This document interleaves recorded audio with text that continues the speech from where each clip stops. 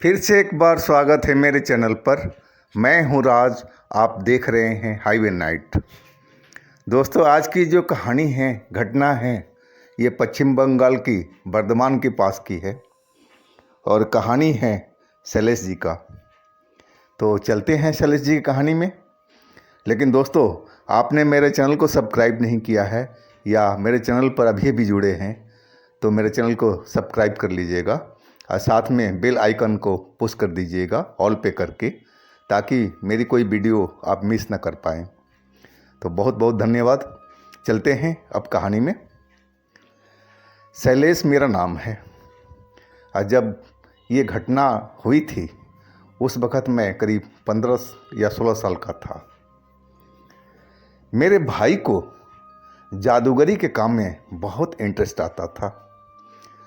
कहीं कॉलोनी में कोई मदारी आ जाता था तो उसके साथ में वो लग जाता था देखने में और उसकी तकनीक को सीखने में। लेकिन वो सीख नहीं पाता था कि कोई मदारी उसको बताता नहीं था अपना गुर।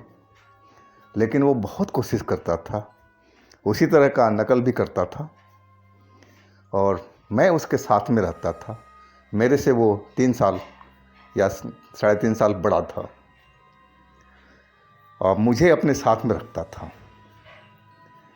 बहुत इंटरेस्ट आता था मैजिक दिखाने में और देखने में उसको, लेकिन मैजिक उसको तो बिल्कुल नहीं आता था। वो सीखने के भरपूर कोशिश कर रहा था। वो आसपास के जो भी लोग जो जादू जानते थे या कोई तंत्र विद्या जानता था, उसके पास वो जाता रहता था और बहुत सारी किताबें वो ले आया था तंत्र से जानकारी रखने वाला। लेकिन सक्सेस नहीं मिली थी किसी काम में उसको। वो एक भी जादू दिखा नहीं पाता था और इस चक्कर में निराश सा रहने लगा था। मैं तो उसके साथ में रहता था। मैं भैया को बोलता, भैया अब छोड़ दो, बहुत हो चुका है, रहने दो, इस काम में कोई मज़ा नहीं है। कौन सा आपको मदारी का काम करना है? आपके घर में क्या कमी है? आप पढ़ाई पर ध्यान रखो और मुझे भी पढ़ने दो, मैं भी तो आपके साथ में घूमता रहता हूँ। वो गुस्सा हो जाता था, कह रहा मैं कोई जीविका के लिए थोड़ी कर रहा हूँ, मुझे अपना शौक़ है एक, मुझे कुछ करना है जादू में, मैं कुछ सीखना चाहता हूँ। मेरे समझाने पर भी वो समझ नहीं पाते थे। उनका जो जिद था उसमें पूरा करने पर लगे हुए थे। पता नहीं कब किसी तांत्रिक से मिल कर के आए और एक मंत्र दिया था और बोला था कि इस मंत्र को तुम जाप करोगे ना, श्मशान के पास जा कर के या श्मशान के अंदर, और वो भी रात को 12 बजे के आसपास में, और तब जा कर के तुम्हें सिद्धि मिलेगी। तुम्हें इस मंत्र को जाप करना पड़ेगा निरंतर, और वो भी मुँह ज़बानी। तो वो मंत्र को याद करने लगे थे और उस तांत्रिक से बीच बीच में जा कर के मिलते भी रहते थे। एक दिन तांत्रिक ने उनको पूरा विधि बताया कि किस तरह से श्मशान में जा कर के और इस मंत्र को सिद्ध करना है और क्या क्या कठिनाई आ सकती है। वो तांत्रिक बता रहा था। मेरे भैया बड़े ध्यान से सुन रहे थे और मैं भी सुन रहा था सारी बात। लेकिन भैया को तो बस सनक थी, वो डर तो बिल्कुल नहीं थे, डरते थे ही नहीं, बस सनक थी कि किसी तरह से कोई सिद्धि मिल जाए कि वो जादू लोगों को दिखा करके और खुश हो सके। बस एक ही इच्छा थी उनकी। वो तांत्रिक ने जो भी मंत्र था उसके बारे में बता चुका था और पूजा पाठ कैसे करना है उस जगह पर जा कर के सारी विधि बता दिया था। लेकिन वो बोला था कि इसमें अगर गलत कुछ हुआ तो खतरा भी हो सकता है, इसलिए इस काम को छोड़ दो। लेकिन भैया बोले नहीं नहीं, हम सब कर लेंगे, आप बताओ। तांत्रिक को बार बार मना करने के बाद में भी भैया माने नहीं थे और एक टाइम जब ऐसा आया कि वो श्मशान में जाने को तैयार हो गए थे। और मुझे भी साथ में ले जाना चाहते थे, लेकिन मुझे तो बहुत डर लगता था श्मशान के नाम से ही, और वो भी रात को 12 बजे। मैं भैया को बोला, नहीं भाई मैं नहीं जा पाऊँगा, आपको जाके करना है करो, मैं घर में किसी को नहीं बताऊँगा, इतना कर सकता हूँ। लेकिन वो बोले, नहीं तुझे चलना पड़ेगा, तू बाहर ही खड़ा रहना और मुझे देखते रहना, कोई बात हो तो मुझे चिल्ला देना, हम लोग भाग जाएंगे वहाँ से। उनका प्लान था ये। और एक रात हम लोग पहुँच गए थे श्मशान में। वह श्मशान एक हाईवे पर बना हुआ था गांव के पास में, और हाईवे के किनारे हम पहुंच चुके थे। श्मशान तो बस खुला खुला था, कोई दीवार नहीं थी, कोई बाउंड्री नहीं थी, हर तरफ से खुला हुआ था, और पेड़ पौधे जंगल जैसा बना हुआ था, हर तरफ पेड़ उगे हुए थे। और वो एक जगह बैठ कर के और पूजा सामग्री को इकट्ठा करके और एक गोल घेरा बना कर के और भैया एक दीपक जला कर के अब बैठ गए थे और उस मंत्र को जाप करने लगे थे। मैं दूरी खड़ा था हाईवे के पास ही, ताकि कोई खतरा हो तो हाईवे पर चलती हुई गाड़ियों से मदद मांगा जाए। मैं अपना प्लान जो था मैं तैयार कर रखा था। डर तो मुझे बहुत लग रहा था, लेकिन जितना देर वो तांत्रिक बताया था उससे ज़्यादा भैया वहाँ पर बैठे हुए थे और कुछ भी नहीं हुआ था। और भैया वहाँ से वापस आ गए थे सब सामान समेट करके, और आते ही गुस्से में थे। बोला, तांत्रिक बोला था तुम्हें सिद्धि मिल जाएगी, देख लो, उससे मैं ज़्यादा जाप कर दिया लेकिन हमें तो कुछ नहीं मिला। वो गुस्से में लग रहे थे। कल हम तांत्रिक के पास चलेंगे और उसको खरी खोटी सुनाएंगे। मैं कुछ नहीं बोला। तांत्रिक बेचारा बूढ़ा आदमी था और वो मना कर रहा था कि तुमसे नहीं हो पाएगा, लेकिन फिर भी भैया जिद पर अड़े हुए थे। और अगले दिन उस तांत्रिक के पास हम लोग पहुंच गए थे और रात की सारी बात बताया। वो तांत्रिक बीमार था, खांस रहा था और बोला कि भाई आप लोगों से नहीं हो पाएगा, इसमें बहुत टाइम लगता है और टाइम आपको देना पड़ेगा। ये नहीं कि आज ही आपने मंत्र सिद्ध कर लिया तो सिद्धि आपको मिल जाएगी, कोई देवी आ जाएगी आपके पास में, ऐसा कुछ नहीं होता। बहुत टाइम स्पेंड करना पड़ता है इसमें और तब जा कर के सिद्धि मिलती है। आपको कई बार जाना पड़ेगा श्मशान में और इसको ध्यान करना होगा, उस मंत्र को जाप करना पड़ेगा।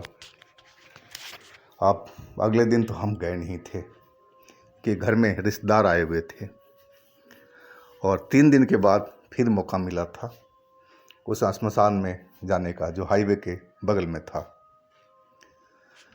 और वो रात अमावस्या की रात थी। मुझे तो उस टाइम ये सब पता नहीं था, मैं तो भैया के डर से चला जाता था। और वही पूजा सामग्री सब इकट्ठा करके भैया बैठ चुके थे और वो मंत्र का जाप शुरू कर दिए थे। हाँ, मैं दूर बैठा देख रहा था, दीपक जला हुआ था और भैया ज़ोर ज़ोर से मंत्र को पढ़ रहे थे, आवाज़ मुझे सुनाई पड़ रही थी। और तभी एक पेड़ था, बहुत बड़ा था वो, और उस पर लगा जैसे आंधी सी चल रही हो। पेड़ एकदम से हिलने लगा था जैसे कोई ज़बरदस्त तूफान उस पर गुजर रहा हो, लेकिन आसपास के जो पेड़ थे वो बिल्कुल शांत पड़े हुए थे, जैसे उस पर कोई हवा का असर नहीं हो रहा हो, सिर्फ असर हो रहा हो इस बड़े हुए पेड़ पर। अब मैं चौंक करके उस पेड़ को देखने लगा था और तभी उस पेड़ पर मुझे एक काली परछाई दिखाई पड़ी और वो उड़ती हुई भैया के सामने जाकर खड़ी हो गई थी। अब भैया तो अपने ध्यान में मग्न थे, शायद वो देख नहीं पाए थे, ना उस पेड़ को हिलने की आवाज़ सुन पाए थे। वो मंत्र को जाप किए जा रहे थे और काली परछाई भैया के चारों तरफ गोल गोल घूम रही थी। मैं समझा शायद यही वो देवी है जिसका मंत्र है ये, और वो सिद्धि देने के लिए भैया के पास में आई है। तभी हमने वो चीज़ देखा तो मैं दिल दहल चुका था मेरा, अब मैं चीख पड़ा था ज़ोर से। वो काली परछाई भैया का बाल पकड़ के हवा में उठा रखी थी और मैं ज़ोर से चीखा, भैया भागो वहाँ से। लेकिन अब तो देर हो चुकी थी और मैं भैया की तरफ दौड़ पड़ा था बचाने के लिए, लेकिन काली शक्ति से मैं कहाँ लड़ पाता। मैं उस जगह पहुँचा तो भैया 3 फीट ऊपर हवा में उठे हुए थे और काली परछाई धुएं की तरह दिख रही थी और उसने भैया का बाल को पकड़ रखा था मुट्ठी में अपने, और हवा में टांगे और हंस रही थी ज़ोर ज़ोर से, और उसकी आवाज़ बहुत ही भारी और कानों को दर्द देने वाली थी। अचानक भैया उसकी पकड़ से छूटे इसलिए कि बाल जो था कई टूट चुके थे और नीचे गिर पड़े थे, और मैं तो एकदम दहला चीख रहा था, बार बार चिल्ला रहा था कि कोई हमारी मदद को आ सके। और फिर हम भैया को और जो गिरे थे उठाया, बाँह पकड़ा उनका और हाईवे की तरफ दौड़ गए थे। भैया का डर के मारे बहुत बुरा हाल था, वो कांप रहे थे डर के मारे। हम लोग हाईवे पर दौड़ते जा रहे थे अपने गांव की ओर।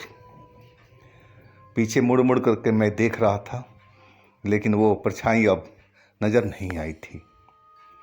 अब मुझे पक्का यकीन था कि वो कोई देवी नहीं, वो कोई चुड़ैल, भूत या कोई पिशाच होगा।